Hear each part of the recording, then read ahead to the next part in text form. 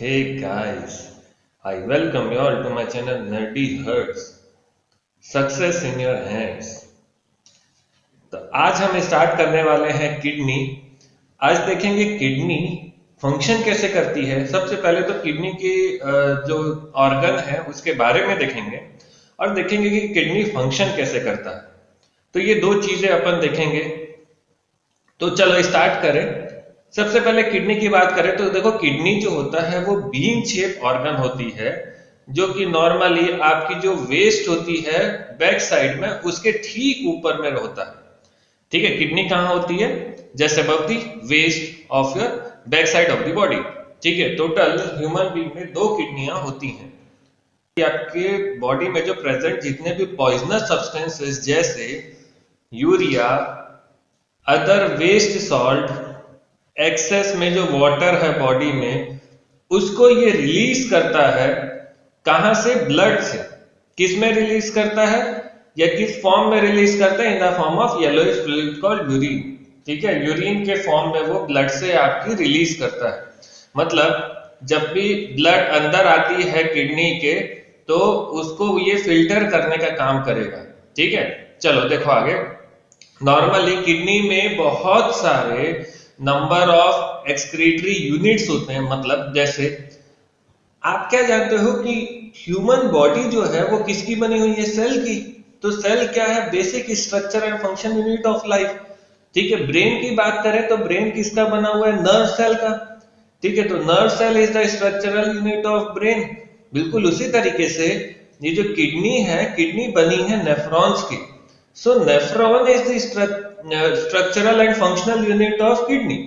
ठीक है, चलो अब थोड़ा सा नेफ्रॉन के बारे में देख लेते हैं कि नेफ्रॉन क्या है, कैसे फंक्शन करता है। तो nephron is a structural and functional unit of kidney just like cell. ठीक है, इसको बिल्कुल जैसे सेल आपकी स्ट्रक्चरल यूनिट होती है उसी तरीके से ये भी आपकी नेफ्रॉन भी आपकी ये स्ट्रक्चरल एंड फंक्शनल यूनिट है। ये करते क्या है?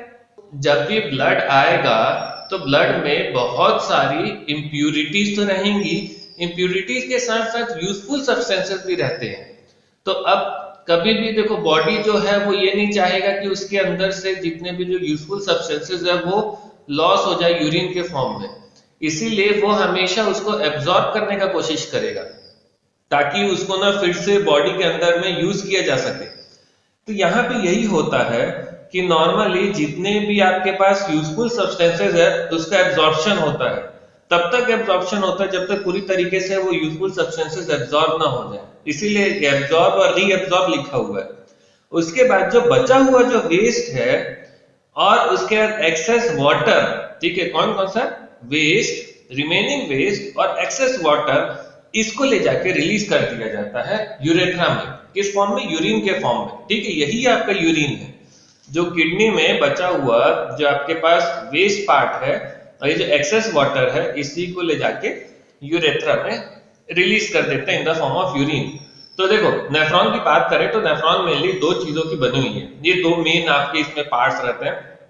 पहला है बोमेन कैप्सूल, दूसरा है ट्यूब्यूल। ठीक है, इसके बारे में देखते हैं एक एक करके फ्रॉम ए नेफ्रॉन। तो चलो देखो इसको, ये देखिए, ये मैं आपको दिखा देता हूं। ये रहा आपका, देखो ये है आपका नेफ्रॉन, ये किडनी का स्ट्रक्चर। इसके ऊपर में ये देखो यहाँ पे ये जो आपको कप शेप जैसा जो दिख रहा है ये वाला, ये है आपका बोमेन्स कैप्सूल। कप शेप के अंदर में ये देखिए ये बॉल जैसा जो दिख रहा है, these are actually blood capillaries. ठीक है, जिसमें ब्लड आती है, इसको बोलते हैं ग्लोमेरुलस। ठीक है, नाम याद रखिएगा। ये वाला कप शेप है बोमेन्स कैप्सूल और जिसके अंदर में जो ये जो ब्लड कैपिलरीज है जिसमें नॉर्मली ब्लड फिल्ड होता है, इसको बोलते हैं ग्लोमेरुलस। ठीक है, ग्लोमेरुलस से जैसे ही ये जो मोमेंट्स कैप्सूल से जब नीचे आते हैं तो ये देखिए यहाँ पे ये थ्रेड जैसा स्ट्रक्चर आपको दिख रहा है। This is your tubule. ठीक है, ये जो एब्जॉर्प्शन और रीएब्जॉर्प्शन का जो काम है वो यही होगा। समझ में आया? ठीक है, देखो अब ब्लड आती किससे है, यहाँ पे देख लो। यहाँ पे आपके पास आर्टरी है और एक वेन है। तो आर्टरी क्या कर रहा है? ये देखो डर्टी ब्लड को लेके आ रहा है। देखो यहाँ से कहाँ ला रहा है? ये यहाँ से ये ट्यूब जा रही है जो कि ग्लोमेरुलस में ला रहा है। तो इसको याद रखना। रीनल आर्टरी जो है, रीनल वर्ड मतलब समझ जाना कि ये किडनी के बारे में बात कर रहे हैं। तो आर्टरी जो है, रीनल आर्टरी, ये क्या करेगा, ये ब्लड को लेके आएगा, ठीक है। और जो भी साफ ब्लड जो रहेगी यहाँ पे फिल्टर होने के बाद, वो साफ ब्लड जो है वो यहाँ से रिलीज होगा। कहाँ से, किसके थ्रू, रीनल वेन के थ्रू। तो रीनल आर्टरी से डर्टी ब्लड आती है और रीनल वेन से जो साफ ब्लड है वो रिलीज होता है। और जो भी वेस्ट जो रहेगा, ये देखिए ये ओपनिंग डक्ट है, यहाँ से यूरिन के फॉर्म में रिलीज हो जाएगा। तो चलो अब आगे देखते हैं इसका फंक्शन। रीनल आर्टरी के बारे में देख लो। रीनल आर्टरी मैंने अभी बताया कि they bring the dirty blood into the kidney, ठीक है, जिसमें वेस्ट जैसे जो यूरिया जैसे जो सब्सटेंसेस है वेस्ट, वो इसमें प्रेजेंट रहता है। रीनल वेन की बात करें तो रीनल वेन आपकी साफ ब्लड को कैरी करके लेके जाती है, जब साफ होने के बाद, ठीक है, किडनी में फिल्टर होने के बाद जो साफ ब्लड जो रहता है उसको रीनल वेन जो है वो कैरी करके लेके जाता है, ठीक है। अब देखते हैं बोमेंस कैप्सूल के बारे में। मैंने अभी बोमेंस कैप्सूल आपको दिखा दिया। ये देखिए, ये जो कप शेप जो है, ठीक है, कप शेप जैसा जो स्ट्रक्चर जो दिख रहा है, इसी को बोमेंस कैप्सूल बोलते हैं। और बोमेंस कैप्सूल के अंदर में क्या है, ठीक है, ये रहा आपका ग्लोमेरुलस। एक चीज याद रखना, बोमेंस कैप्सूल से, एक चीज याद रखना, बोमेंस कैप्सूल से यहाँ पे एक ओपनिंग हो रही है, ठीक है। ये ओपनिंग कहाँ जा रहा है, देखो ट्यूब्यूल में जा रहा है। तो बोमेंस कैप्सूल का एक एंड जो है वो ग्लोमेरुलस के साथ जुड़ा है, जो इसका लोअर एंड जो है वो जुड़ा है ट्यूब्यूल के साथ, ठीक है। तो चलो देखो इसके बारे में देख लेते हैं, बोमेंस कैप्सूल के बारे में। सबसे पहले क्या देखा, ये कप शेप जैसे होते हैं at the upper end of the nephron, ठीक है, सही है। नेफ्रॉन जो हमने देखा था उसके ऊपर के एंड पे आपको ये दिख रहा था बोमेंस कैप्सूल। अब बोमेंस कैप्सूल में बहुत सारी ब्लड कैपिलरीज, ये बंडल ऑफ जो बॉल बॉल जैसा जो दिख रहा है बोमेंस कैप्सूल के अंदर में, वो उसको बोलता है ग्लोमेरुलस, ठीक है। तो वो बॉल शेप जैसा जो दिख रहा था, जो उसको मैंने आपको बताया वो क्या है, this is bunch of blood capillaries, blood आके उसमें फिल होगा, तो उसी को बोलता है ग्लोमेरुलस। तो लोअर एंड जो है वो आपकी कनेक्टेड है ट्यूब्यूल के साथ, ये भी मैंने आपको बता दिया, दिखा दिया अभी। अब देखो ग्लोमेरुलस की बात करें तो ये क्या है, this are the bundle of blood capillaries of, ये चीज समझ में आ गया, ठीक है, कि ये है आपकी बंडल ऑफ ब्लड कैपिलरीज, जो इसमें नॉर्मली आपकी ब्लड जो है वो आके फील होगा, ठीक है, फॉर फिल्ट्रेशन। अब देखो एक एंड जो है ग्लोमेरुलस का, वो किसके साथ अटैच है, वो अटैच है रीनल आर्टरी के साथ। ये बहुत इंपॉर्टेंट है, इसको ध्यान से देखना। एक एंड जो है ग्लोमेरुलस का वो अटैच है रीनल आर्टरी के साथ, जो डर्टी ब्लड लेके आ रहा है, और जो दूसरा एंड है वो अटैच है रीनल वेन के साथ। चलिए मैं आपको डायग्राम दिखा देता हूं इसका। ये रहा ग्लोमेरुलस, ठीक है। ग्लोमेरुलस का ये देखो, ये जो ऊपर वाला जो एंड है, ये देखो ये किसके साथ कनेक्टेड है, ये ब्लैक वाली के साथ कनेक्टेड है। ये कौन सी है, ये डर्टी ब्लड है। रीनल आर्टरी से जो डर्टी ब्लड जो आ रहा है वो अटैच है, उसका टॉप वाला पोर्शन अटैच है किसके साथ, ये इसके साथ, ठीक है, रीनल आर्टरी के साथ जो डर्टी ब्लड लेके आ रहा है। और इसका जो लोअर वाला जो पोर्शन है वो रीनल वेन के साथ कनेक्टेड है। ये देखो, ऑफ कोर्स ये इसके बाद इससे पास होगा बोमेंस कैप्सूल से, और ये जाएगा कहाँ, ठीक है, यहां से। देखो ये वाली जो क्लीन ब्लड है वो किससे निकलेगी, इसी से निकलेगा।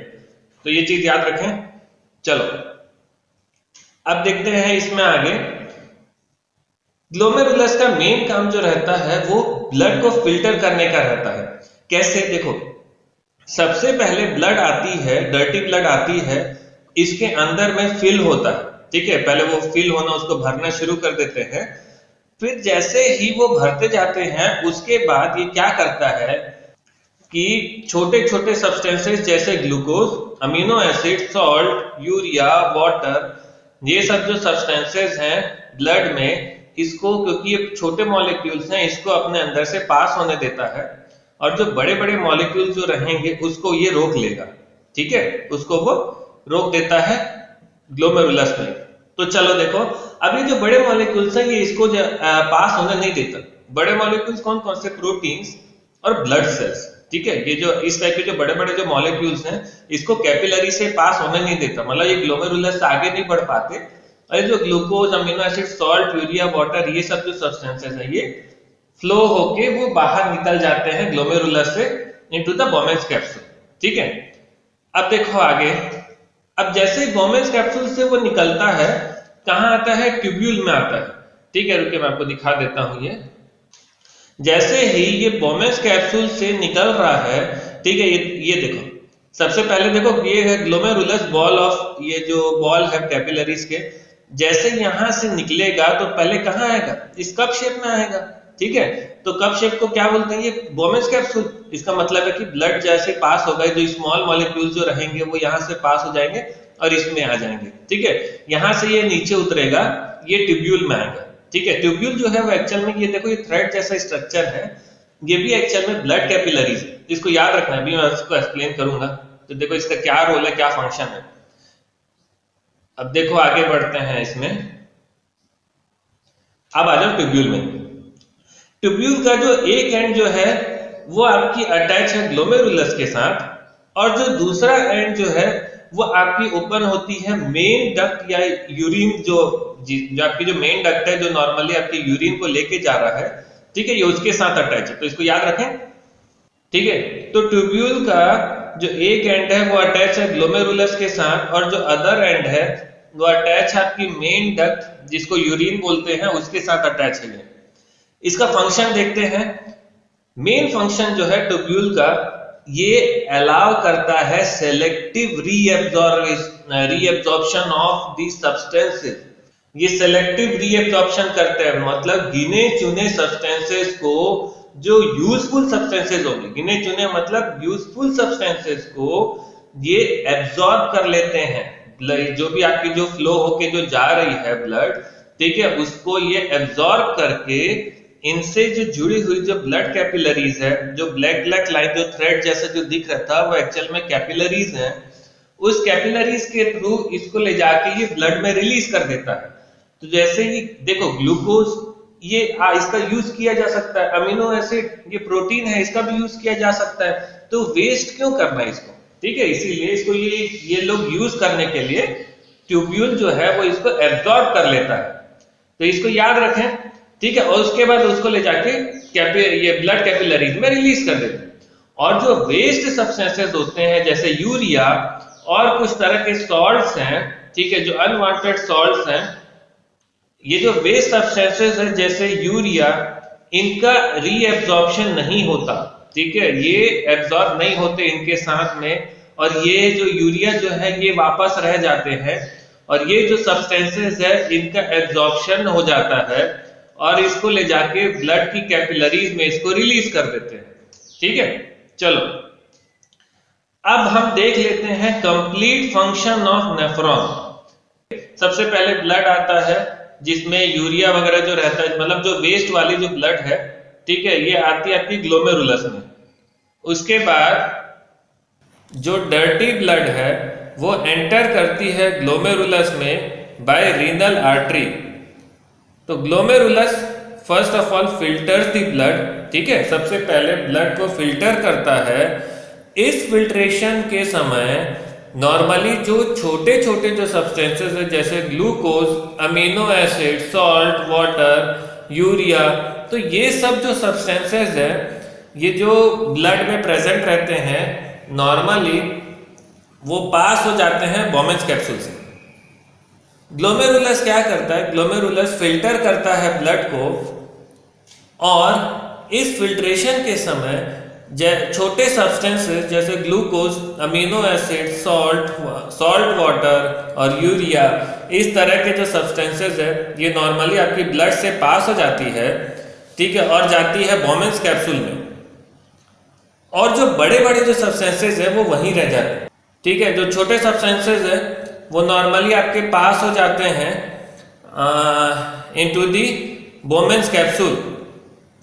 अब जैसे ही ये जो सब्सटेंसेस हैं जब आगे बढ़ते हैं, बोमेन्स कैप्सूल से आगे बढ़ते हैं, और जब ट्यूब्यूल में एंटर करते हैं, तो क्या होता है कि इनका रीएब्जॉर्प्शन होता है। इन सब्सटेंसेस के रीएब्जॉर्प्शन होते हैं। तो इसमें खासकर देखो इस टाइप के जो सब्सटेंसेस, ग्लूकोज, अमीनो एसिड, कुछ जो इंपॉर्टेंट सॉल्ट्स हैं या वाटर हो गया, इस टाइप के सब्सटेंसेस का रीएब्जॉर्प्शन हो जाता है, और इनको वापस से ले जाके ब्लड में रिलीज कर देते हैं, ताकि इसका दोबारा से यूज किया जा सके।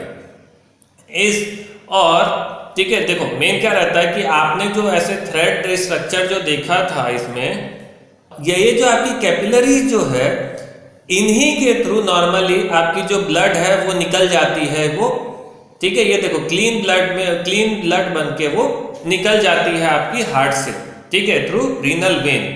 चले, ये जो वेस्ट प्रोडक्ट जो है जैसे यूरिया या अनवांटेड सॉल्ट्स और जो वाटर जो पीछे बच गया, ठीक है, यही आपकी यूरिन बन के मेन जो डक्ट है उसमें जाके ये रिलीज हो जाती है, ठीक है। समझ में आया?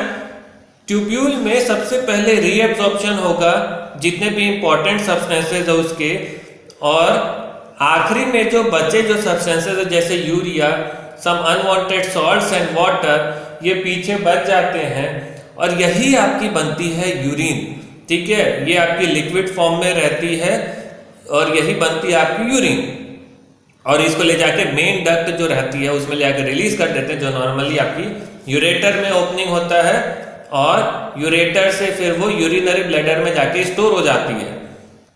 यूरिनरी ब्लैडर में जाके टेम्पररी स्टोर होती है और वहां से फिर इसको रिलीज कर दिया जाता है बॉडी से। So that was all about today.